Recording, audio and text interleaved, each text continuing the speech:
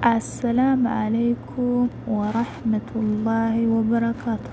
جرتني هردفتوني شاينا لك ديجا توبي وندمت كيسن باقي جراتني ورماتنا فلتيني في اللي ماتنا فتا ورتاتني مو شير سابسكرايب لايك قوتشون أكنا برابطن أبدي قدام قبا أكم جرتن نجا كيسني باقي جرتن نجا إنك يلي إن شاء الله بكم جرتني تسنبرا حاجة وقاري لقين قطامري أكا سنبرا قو أبدي قبا وندمت كيسنويو إن شاء الله قيار barumsa xiqqoo isinitti hima jedhee dhufe warroonni chaayinaala yuutuubii dalaydanii hundumti keessaniyyuu akkamitti sa'aatii ofuma keessanii bilbiluma keessan irratti akka sabsifatan guyyaatti sa'aatii 100 akka dalagatanii isin agarsiisa.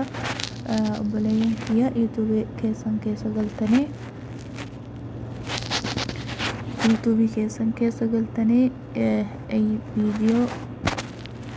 viidiyoo keessan fudhattan jechuudha.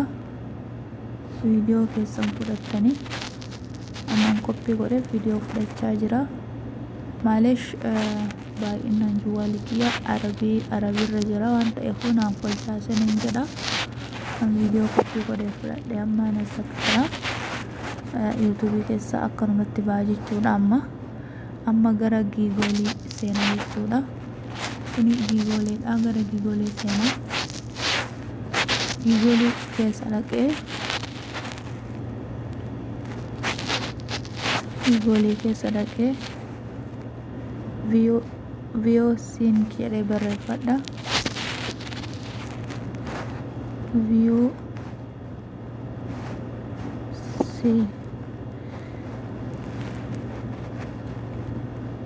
akkuma amaraa jirtanii andula itti fayyadamee waan jiruuf mul'isaa jira. Gubbaa kanarratti jechuudha bakka VOC'n Cumulative YouTube jedhu kana isitaa dhooftan jechuudha. Gubbaa kanarratti jechuudha argaa jirtan jedhee yaada. Isi kana cuqaastan jechuudha. Isi yeroo cuqaastanii jettan akkanatti isinii fida. Sarara tuqaa sadiin gubbarratti karaa harka bitaatiin juwaala keessan gubbarratti argamtu mirgaatti argamti keessan ingiliffarra waan jiruuf jechuudha. Naafun folcha'a arabiin baay'ee fayyadamaa waan ta'eef isi tuqaa sadiin juwaala mataa gubbatti argamtu tana cuqaastanii isi tana dhuftanii bakka tanatti raa'itii gootanii bakka tanatti dhuftanii raa'itii gootan akkanatti isinii fida.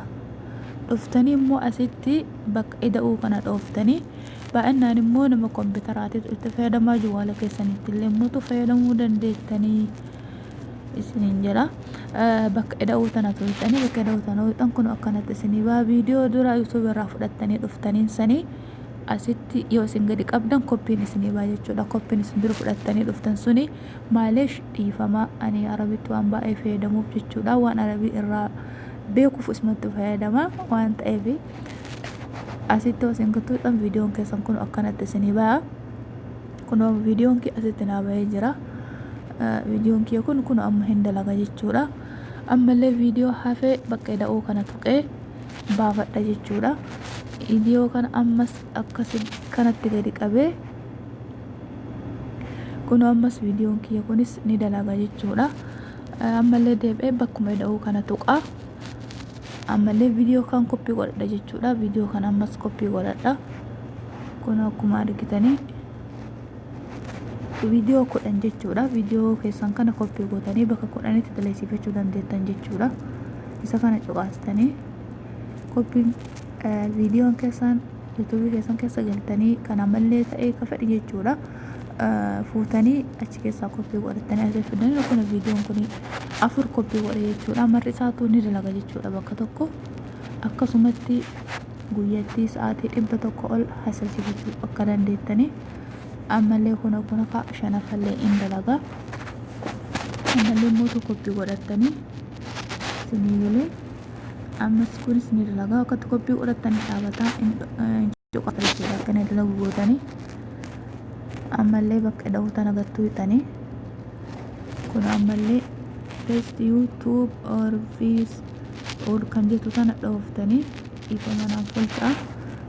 Ingiliffallee irraa baay'ee wanti hin jiru waan ta'eef asumatti aansee ammallee kunillee ni dalaga gadhooftanii ammallee as dhuftu kanumatti aansitanii ammallee ni dhuftu jechuudha. Viidiyoo meeqa akka jiru beektu viidiyoo 8 geenne jechuudha. Amma kunillee dhuma dalaga jechuudha. Ammallee bakka kanattis koppii godhanna.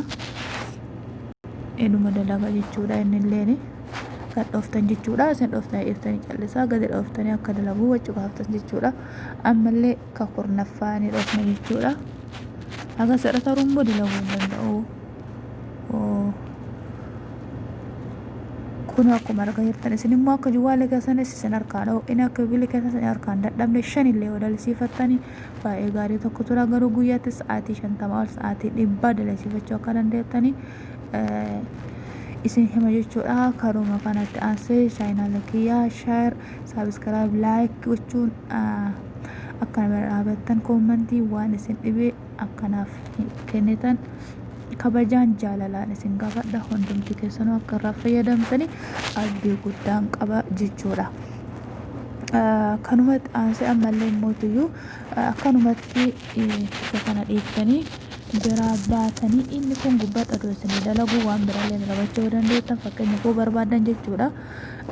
Sarara sadiin jalaa tana isinitti argamti jedhee yaaduun argamtu jechuudha. Sararri kun juwaala gara jalaatitti of duuba deebitanii kan mootiyyuu banattaniin jira. Jala kana karaa argisiisu kanatti sarara sadiin jala jaraa akka jiru kana dhooftanii fakkeenyaaf maal godhuu fi viidiyoo kana gubbatti ol baaftanii waan biraa juwaala keessanii waan biraa waan tokko tokko waan daruuri isinitti ta'e ilaaluuf isan dhooftanii yoo isin dhooftan akkanatti isinii bahe jechuudha.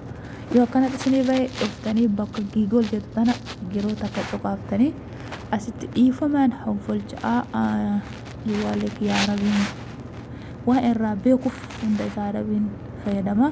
Bakka sarara tokkoffaa kana dhiiftanii sarara dheeraa lammaffaa kana dhooftanii fatahaa fi ardi taqassiim shaasha jedhaa juwaala keessan bakka lamatti addaan baafattanii waan biraallee ilaaluuf taqassiim shaasha addaan murattanii jechuudha. Bakka lammaffaa kana dhooftanii lammaffaa dheeraa kana dhooftan jechuudha. Isa kana dhooftan akkanatti isinii ba'a. Kun akkatti isinii ba'a. Ammas waan barbaadan waan biraa yuutuubii wajjin immoo dalaguu hin danda'u. Yuutuubii keessan galtanii fakkeenyaaf wanta biraa waan barbaadan jechuudha. Fakkeenyaaf waatsaappii barbaade jechuudha. Nama waatsaappii ilaaluu barbaade jechuudha. Sagalee immoo bakka takka ol fuudhuu hin danda'u. Waan biraa sagalee ol fuutan sagalee waatsaappii argachuu waan feetan bilbila haasa'uu waan isin barbaadan amma immoo hin dhaabataa gadi dhooftan jechuudha. Yoo isin gadi dhooftanii jettan hundi isaa akka jiru deebi'ee dalaga jechuudha. Isinii galee kun amma hundi isaa dalagaa jira. Kun amma gubbaa kanatti hundi isaatu dalagaa jira jechuudha. Bilbila keessanii asillee itti waan biraa fayyadamaa. As bakka kanallee waan biraatti fayyadamaa. Gubbaa sanillee akka dalagsiifattanii kunis barumsa tokko jechuudha. Fakkeenyaaf yommuu fedhe iyyuu bakka yuutuubii keessa galtanii yoo bakka takka dalagsiifattan dalagu. Yommuu ilaaltanii akkanumaan ilaaluuf jechuudha keessa galtanii kun feesbuuka keessa galtanii waan isin barbaadan jechuudha. Waan isin barbaadan fakkeenya isiniif himaa jira. Waan isin barbaadan jechuudha. Fakkeenyaaf anamma feesbuukas ilaaluu ni danda'a. Sagalee ol fuudhee qofa sagaleen isaa qaachisuun harkaa dhaabbachuu danda'a jechuudha. Kun akkuma argaa jirtanii feesbuuka keessanii waan barbaade ilaala jechuudha. Barreeffama adda addaa waan barbaade bilbila yoo barbaade bilbila hin bilbiladha. Bilbila kee jechuudha. Viidiyoo itti bane jedhee waan isa lafa kaa'ee akkasuma dhiyeessu hin jiru jechuudha. Yoo inni na'uuf bilbila kiyyaaf jecha inni jedhee itti yaadee dhiyeesse malee jechuudha. Kanaafuu bilbila keessanii waan lama itti dalagachuu hin dandeettanii. Bilbilallee bilbilachuu barbaadan kun akkuma kanaa seentanii akka bakkuma feetanii bilbilachuu dandeettan jechuudha. Uummata akka rakkoon qabu waan tokkollee sagalee isaa hin calqisiisuu wala biroon callisaa dheeftanii biyya takkatu gadhooftanii kalaaseen dalaga jechuudha. Kanaafuu obboleeyyan kiyyaa kabajamtoota jalatamtoota chaayinaalii Khadiijaa Tuubeshaw hundi keessan hordoftoonni kiyyaa baga jiraattanii isiniin jedhe barumsa gaarii akka isiniif ta'u abdii guddaa qaba. Akka irraa fayyadamtanis immootu abdii guddaa qaba. Sheer waliin godhuuf waliin gahaa. Saabskiraayib godhaa gatiillee ittiin kafaltanii irraa fayyadamaa obboleeyyan kiyya inshaa Allah isin fayyada jedheetin yaada hundumti isaatu jechuudha barumsa lama kaanan isin dabarsee jiru assalaamu alaykum wa rahmatullaahi wa barakaatuh